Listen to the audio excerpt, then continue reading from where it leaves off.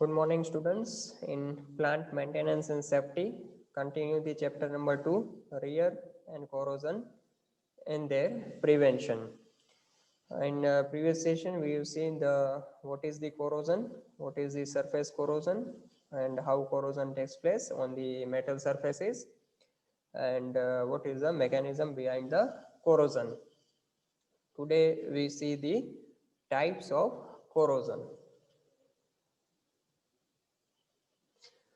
So ultimately there are 12 types of corrosion.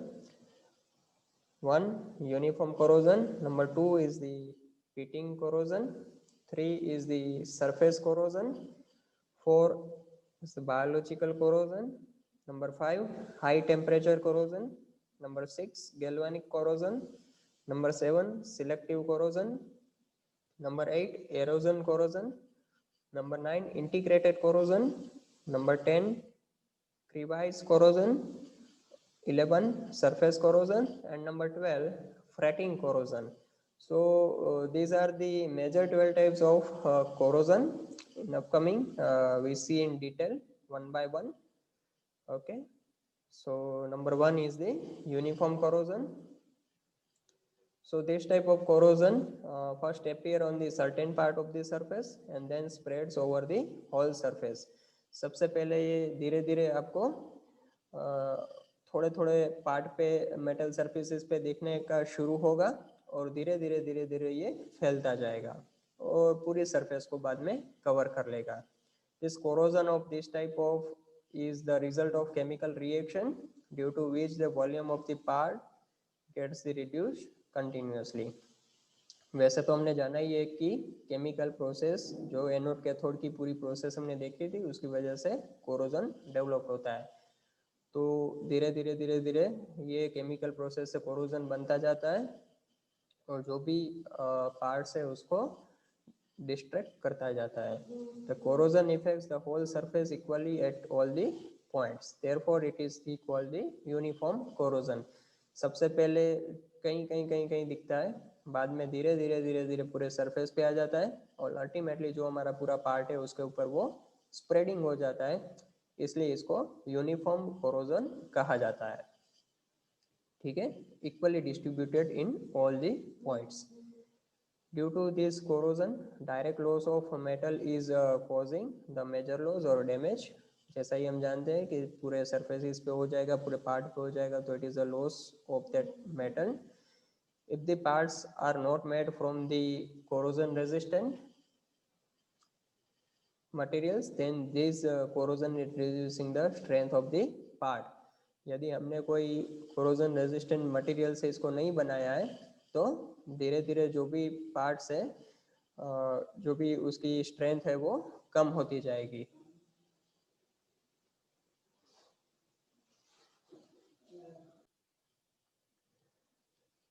ठीक है, तो धीरे धीरे पूरा जो मटेरियल है हमारा ये कोरोजन की वजह से उसका स्ट्रेंथ भी कम होता जाता है.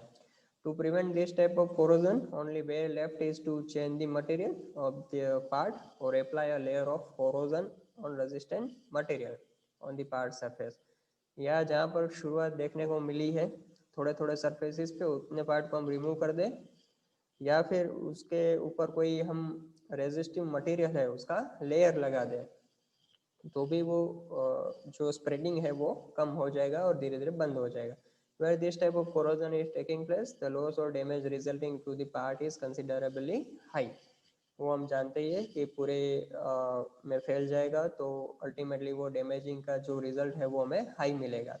Therefore, the parts are made from the highly corrosion resistant material in such circumstances with a view to control the corrosion.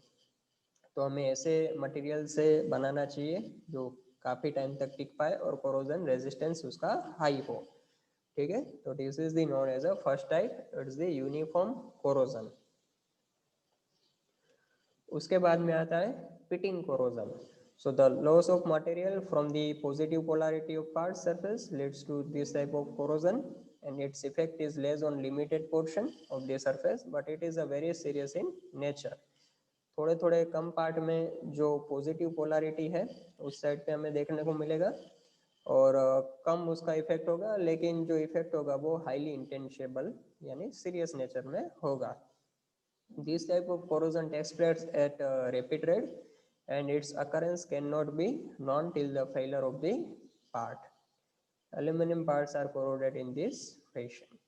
तो ये कोरोजन जो है वो उसकी जो रेट होती है वो जल्दी होती है, और ये कहाँ से किस तरह से फेलर हो गया वो भी हमें पता नहीं चलता है. जब फेलर होता है तब पता चलता है. और एल्यूमिनियम के पार्ट्स के अंदर जो कोरोजन होता है वो एक पिटिंग टाइप का कोरोजन होता है. However, pitting corrosion is also seen to occur in the stainless steel parts also in the moist atmosphere. ठीक है, मॉइस्चर वाला जहाँ पर एटमोसफियर है वहाँ पर स्टेनलेस स्टील जो है उसके अंदर भी ऐसा पिटिंग कोरोजन हमें देखने को मिल सकता है. Crack develop due to the breakage of protective layer is become anode on the surface of the part. धीरे धीरे वो पार्ट के अंदर क्रैक भी डेवलप होगा और जो कोई प्रोटेक्टिव लेयर हमने लगाया होगा उसको भी तोड़ देगा. ठीक है. The portion of surface surrounding this anode becomes the cathode and a galvanic cell is formed.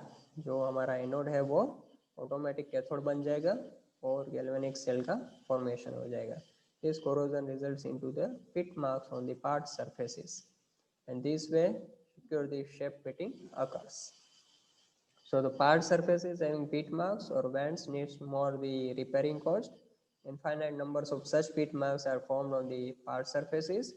The dimension of the parts are reducing as per depth of pit, leading to the areas resisting the stress acting on the parts, which results into the part failure.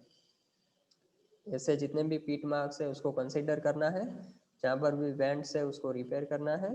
ठीक है, और उसकी cost को भी ध्यान में रखते हुए उसकी कॉस्ट भी देखना है, और ऐसे सच पीट मार्क्स पे धीरे धीरे काम करना है, और उसकी जो भी रिडक्शन है वो उस हिसाब से हम कोरोजन पे रिडक्शन कर पाएंगे और फेलर को बचा पाएंगे. तीसरा आता है stress corrosion. So when the parts are made by any cold working process, then the internal stresses are left in the part known as a residual stresses. Some internal stresses are left in the parts even though the stress relieving is done. These stresses are remaining unrelieved in the bent portions of the parts. जब कोई भी parts हम cold working process से बनाते हैं, ठीक है, तो उसके अंदर स्ट्रेस रह जाते हैं जिसको इंटरनल स्ट्रेसेस बोलते हैं, और वो बाद में जो रेसिडुअल स्ट्रेसेस के नाम से भी जाने जाते हैं. सो दिस रिलीविंग स्ट्रेसेस, और जब ये रिलीव स्ट्रेसेस करते हैं तो ऑटोमेटिकली जो बैंड पोर्शन होते हैं वहाँ पर कोरोजन प्रोड्यूस होती है. So the portion with the internal stresses become anode and the rest of portion become the cathode. So ultimately result is galvanic cell is formed. हमने वो पूरा मैकेनिज्म देखा था galvanic cell का, एनोड और cathode. ठीक है, और कैसे वो कैथोड पे MOH मेटल हाइड्रोक्साइड फॉर्म होते हैं और कोरोजन डेवलप होता है. तो यहाँ पर वैसे ही जो इंटरनल स्ट्रेसेस है वो एनोड बन जाएंगे और बाकी का जो पोर्शन है वो कैथोड बन जाएगा. तो ऑटोमेटिकली वो प्रोसेस गैल्वेनिक सेल की स्टार्ट हो जाएगी और कोरोजन बनेगा, जिसको स्ट्रेस कोरोजन कहा जाता है. Due to this type of corrosion cracks are develop. ठीक है, ऐसे कोरोजन की वजह से क्रैक्स डेवलप होगी. And once the corrosion is started, it is spreading the part rapidly. Therefore, it cannot be seen till the failure of parts. जैसे जैसे बढ़ेगा स्प्रेड होता जाएगा, पार्ट फेलर हो जाएगा, तब तक भी हमें देखने को नहीं मिल सकता है, इतना उसका रेट हाई होता है. The corrosion taking place due to the tensile stresses is seen in the material and its alloys. Third, parts are failing due to this type of corrosion when they are used in the corrosive atmosphere. This corrosion has its intensify as related to stress level. So the aluminum alloy, carbon steel and brass are getting more damage under the effect of stress corrosion. ठीक है, तो जो भी residual stresses है उसकी वजह से जो कोरोजन डेवलप होती है उसको कहा जाता है स्ट्रेस कोरोजन. बाद में आता है biological corrosion. So the organism of metal becomes responsible due to their direct or indirect effect and action for the deterioration of the metal. The effects of these actions are observed as the corrosive atmosphere, saturation of electrolyte solution on the surfaces, reduction in resistance offered by the surface, encouragement to anodic and cathodic reaction, and change in atmosphere composition. तो ये सभी जो है वो biological corrosion को प्रोत्साहन देते हैं और उसकी वजह से कोरोजन होता है. The complex corrosion processes are sometime takes place due to this organisms. जो भी कोरोजन है उसके कॉम्प्लेक्सिटी कई बार ये ऐसी सब जो ऊपर दिखाई गई है उसमें से ऑर्गेनिज्म की वजह से होता है. And it is beyond the understanding. This corrosion results in crack formation as well as in oxidation as the surface layer are breaking away, inviting this destruction. और इसकी वजह से ऑक्सीडेशन प्रोसेस सरफेस लेयर पे हमें देखने को मिलती है और जो ब्रेकिंग अवे है और डिस्ट्रक्शन इसकी वजह से हो सकता है. ठीक है.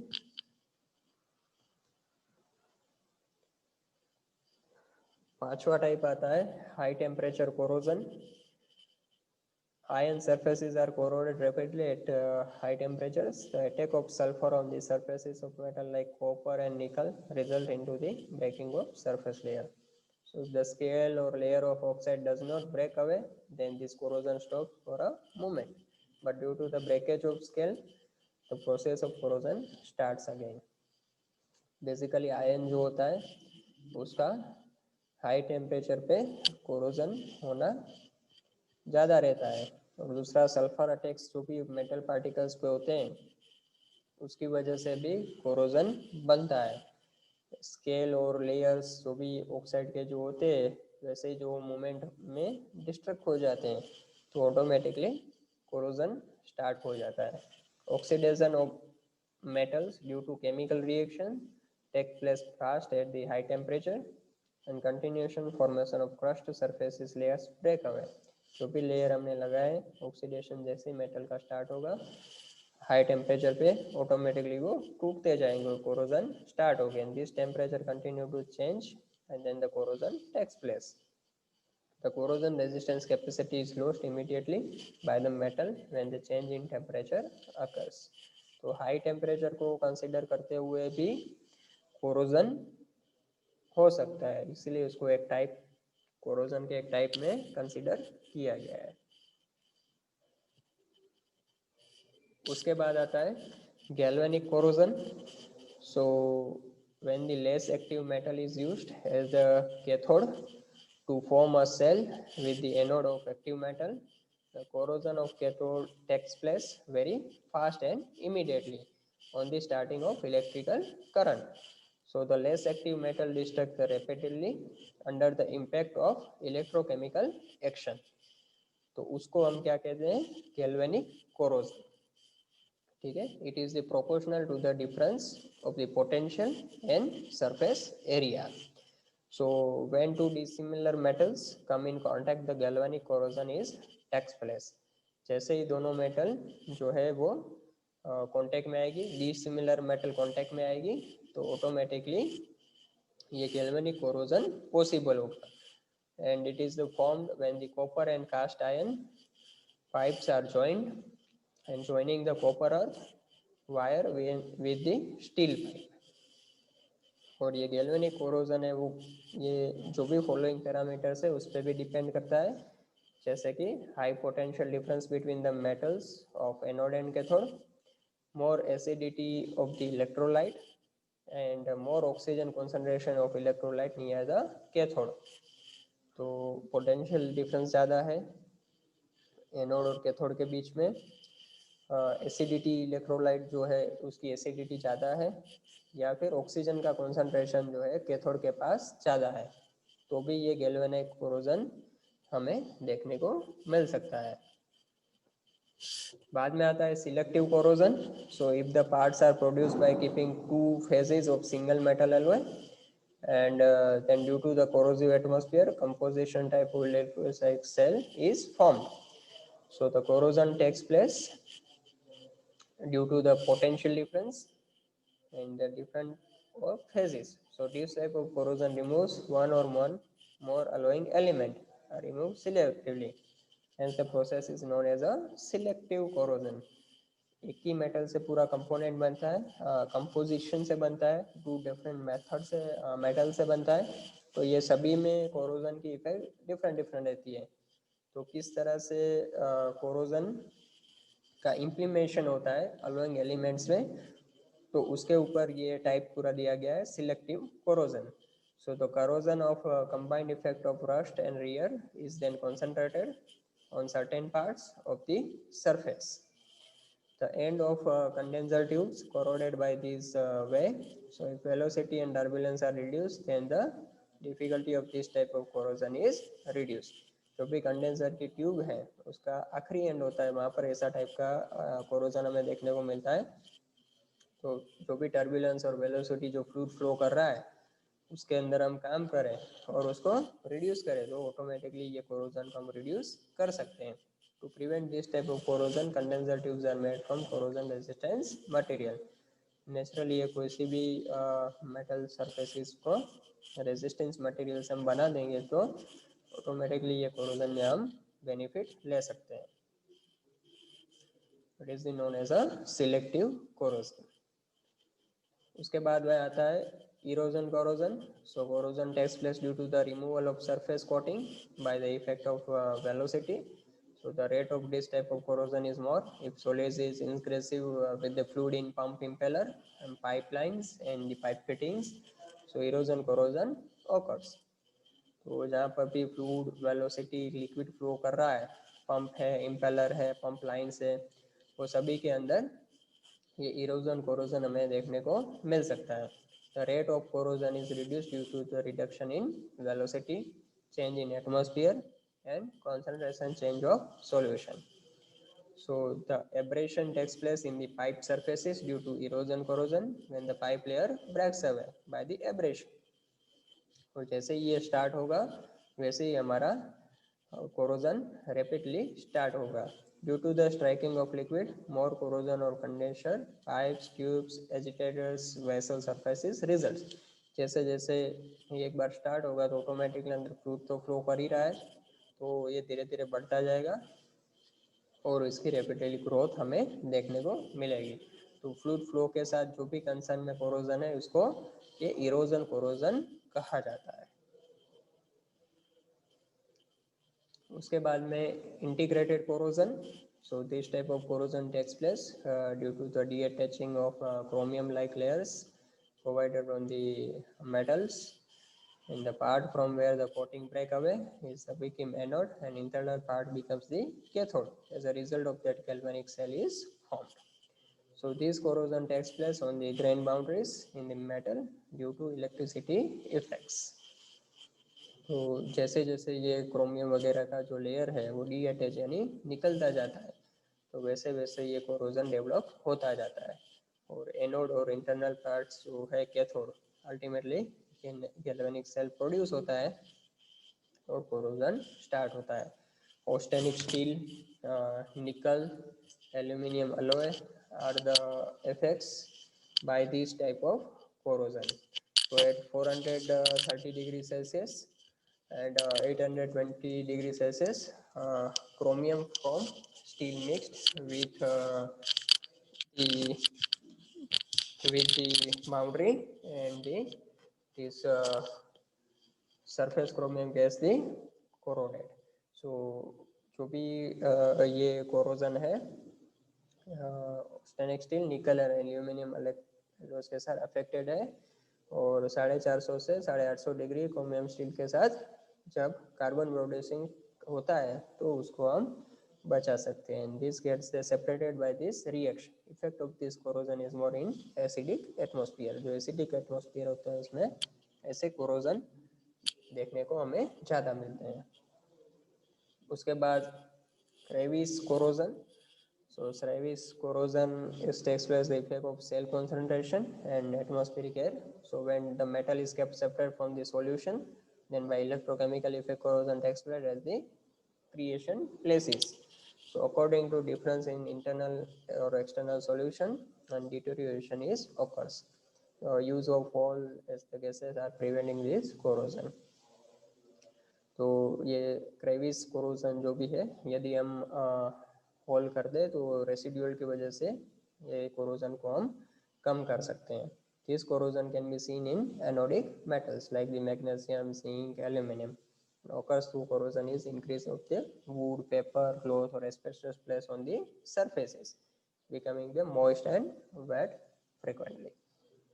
तो जैसे जैसे एटमॉस्फेरिक कंडीशन एयर के साथ में वो जुड़ते जाएंगे ये नोडिक मेटल्स, तो ये क्रेविस कोरोजन होता जाएगा. Surface corrosion, so the corrosion of the metal surfaces is called the surface corrosion. The chemical reaction of CO2, SO2, Na3H2 and the moisture on the external will lead to the corrosion. तो ये जो भी chemical reaction की वजह से moisture के साथ corrosion होता है तो उसको सरफेस कोरोजन कहा जाता है. और लास्ट जो है fretting corrosion. This type of corrosion is seen on the parts of the vibratory machines. So linear and rotational motion, relative nature produces serious fitting in this corrosion. So due to the abrasive effect, the fine oxide particles are produced and this is called the fretting corrosion. जैसे जैसे abrasion होगा vibrator machines के अंदर oxide particles produce होंगे और उसकी वजह से जो कोरोजन डेवलप होता है उसको कहते हैं fretting corrosion. Due to the effect of this type of corrosion, the change of dimension of part results, fatigue strength also reduced. ठीक है, fatigue strength भी कम हो गई, basic strength भी कम हो गई, dimension भी change हो गए. Produced due to fretting corrosion are in black color for the aluminum and magnesium metals and greenish color in the steel. जो कोरोजन है वो ब्लैक कलर का होगा एल्यूमिनियम और मैग्नीशियम मेटल में फ्रेटिंग कोरोजन, और जबकि स्टील को कंसीडर करें तो वो ग्रीनिश कलर में देखने को मिलेगा. To prevent this corrosion we remove or reduce the vibration, increase the pressure, place the rubber packing between the two surfaces. This type of corrosion is observed in shrink fit bolted assembly, press field bolted assembly, splint coupling and ball and collar bearing. तो इतने में हमें ऐसा corrosion fretting देखने को मिल सकता है. अदरवाइज हम वाइब्रेशन को रिड्यूस कर दें, प्रेशर बढ़ा दें और बीच में रबर पैकिंग रख दें तो ये कोरोजन को हम कम कर सकते हैं. Okay, so review this session and list the types of corrosion and explain any three in detail. Thank you. Happy learning.